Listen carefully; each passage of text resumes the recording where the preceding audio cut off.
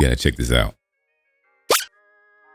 Elgato just released a new webcam, and they're gonna be taking a look at just how good this camera is. This is Elgato's first camera, pretty big step up from the webcams that we have today. Comes with the monitor mount. You can just mount it on your monitor. You can go up to 1080p with 60 frames per second. Then you can connect it with a detachable USB-C. Now, what really makes this unique is the digital software you get with it. The camera hub allows you to adjust certain settings similar to what you would do in an actual camera. So let's take a look. Diving into camera hub, this is how it looks straight off the bat. You have a whole bunch of settings over here to get that custom look. So at the bottom, we have a whole bunch of different options, of course, up to 1080, 60p, 720p options, then even 540. What we're really looking at is all of these settings. So depending on your setup, you can do a zoom in if you want, which will come handy with some Stream Deck integrations. You can control your contrast, saturation, sharpness even. And then these are the settings that make this camera great. We're gonna take this off of automatic. You can control your shutter speed and ISO. And ISO basically, it controls how much light you're letting in.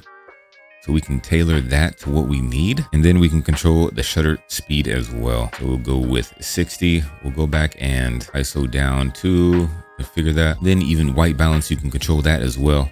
Everybody's setup is going to be a little bit different. Once we configure this, we can always go back up here to fine tune it just right. So last, we have that noise reduction. It'll give you a little softer look. If you need that, go ahead and take that off. This was just a quick run through of the settings. Of course, take some time and tweak it yourself. But one important feature this webcam has that other webcams do not have is flash saving.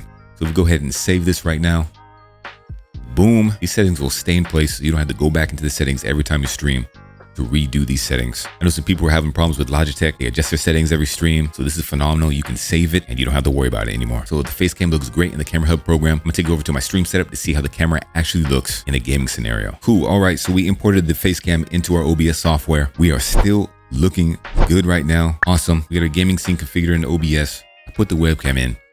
You can see that it looks nice and crispy here as well. If you're trying to make content with this camera, you're a streamer, you're not trying to buy a camera and a lens and all that jazz, you can get the best bang for your buck if you purchase the Facecam. The camera on the left of the screen is the camera I usually use in my gaming scenes. Side by side to the Facecam, you really can't tell that this is a webcam. Still super good quality. So we have a $200 webcam. We have a Sony a6000 with a Sigma 16mm lens on it, and we are still looking good. I will be reviewing some more Elgato products as they come in. So if you're interested in taking a deep dive into those, make sure you hit the subby button. Also, if you want to see these products live in use to see if it's the best buy for you, check me out on Twitch as well when I'm live. I will be more than happy to showcase it for you. But until then, we'll see ya.